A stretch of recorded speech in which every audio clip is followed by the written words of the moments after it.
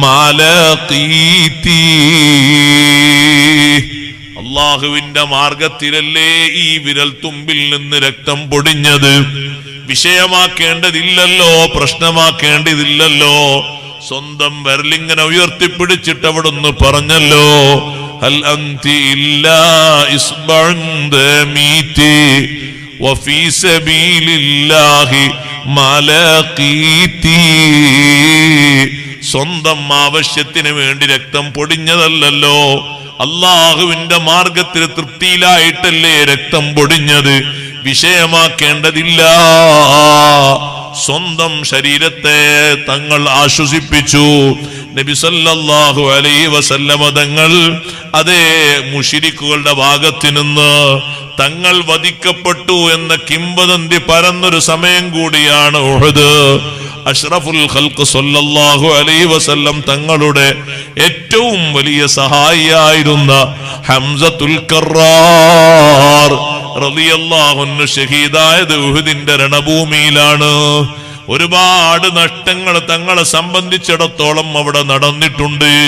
അതുകൊണ്ടാണ് ബീവി ആയിഷ റളിയല്ലാഹു അൻഹയുടെ ചോദ്യം, ഉഹദിനെക്കാളും പ്രതിസന്ധിയുള്ള വല്ല ദിനവും വന്നിട്ടുണ്ടോ നബിയേ?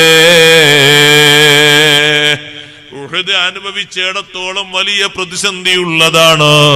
സ്വന്തം ശരീരത്തിലേക്കും കുടുംബത്തിലേക്കും സമൂഹത്തിലേക്കും നോക്കുമ്പോ വലിയ സങ്കടകരമായ അവസ്ഥകൾ ഉഹദിൽ നിറഞ്ഞു നിൽക്കുന്നുണ്ട്.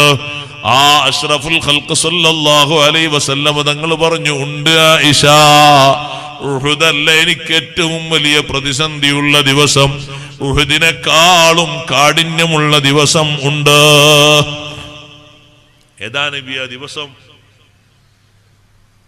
എനിക്കേറ്റവും താങ്ങും തണലുമായിരുന്ന, എന്നെ എല്ലാ അർത്ഥത്തിലും സംരക്ഷിച്ചിരുന്ന എന്റെ മൂത്താപ്പ അബൂ ത്വാലിബും 3 ദിവസത്തിന്റെ വ്യത്യാസത്തിൽ എന്റെ പ്രാണപ്രേയസിയായിരുന്ന സയ്യിദത്തുനാ ബീവി ഖദീജ റളിയല്ലാഹു തആല അൻഹയും 3 ദിവസത്തിന്റെ വ്യത്യാസത്തിലാണ് രണ്ടുപേരും വിടവാങ്ങിയത്.